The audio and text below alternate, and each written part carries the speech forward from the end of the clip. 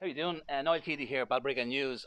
We're just in Balbriggan Cemetery, and I'm with Malachy Quinn, who is a former Balbriggan councillor and Balbriggan representative from Sinn Féin, and he's also a newcomer to Balbriggan, relatively new. I am. But it takes a long, long time now to be not a runner in. But he's an honorary member of Balbriggan, and I just want to ask Malachy, what are your what were you aware of about the sack of Balbriggan and what happened? So I would have been aware from the, the stories that would have been handed down to me from my family. My grandfather was involved in the struggle in the War of Independence and so forth. So he passed away a long time before I was born. So my father, or my mother would have told me stories about the War of Independence and what she had learned. Now, when it came to Balbriggan, we had learned this from a textbook in school. We learned about the sacking that the Black Tans had come in and had ran amok, for want of a better word, but we didn't know why. So it was only when I got older and I have a great interest in history and I'd moved to Balbriggan, I wanted to understand what happened. So I did a bit of research. I went in and it appears that you know it was a retaliation. It sounded more like a retaliation, but that you could think that. But there was also the towns of Milltown, Malbay, Trim, and other towns that were ransacked by the Black and Tans.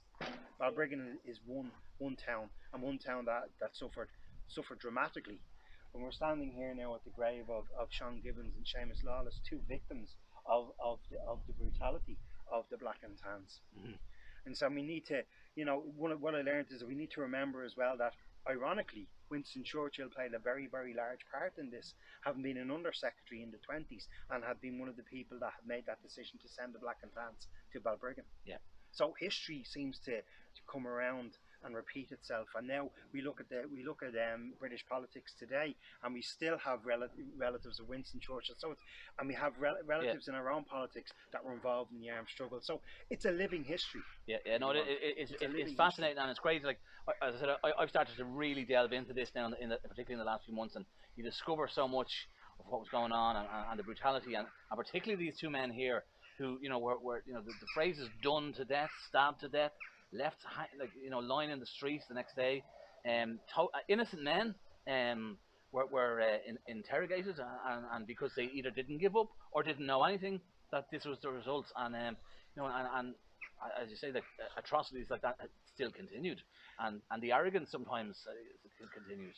It did, and the heals were the wounds were the healing of the wounds took a very long time. Were very raw, even to this day.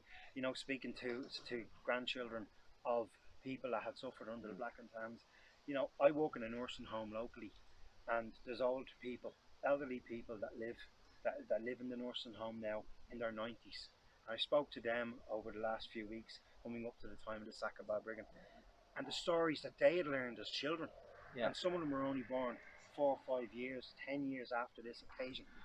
It's still raw. It's still prevalent in their mind. Yeah. So it's a living history. Yeah, no, it was a frightening time, and as I said, it's 100 years on now, and a lot of things have moved on, and we can nearly taste proper peace and things to come, and maybe you'd like to tell us what are your hopes now for Balbriggan for the next 100 years? Like, Well, where do you see us now? Well, where I see us now in Balbriggan is that we're heading into an uncertain time in regards to COVID, but we will get through this. Balbriggan is a sturdy and a strong community, has got through a lot, and we will get through this because we are the connector between the two major cities on this island, Belfast and Dublin, and we can play a very large part in New Ireland, and you know, industry industry needs to come to Balbriggan. We need to get a pride in ourselves again because I moved here 15 years ago and a brand new community came in and it joined the original community of Balbriggan, and we have a very vibrant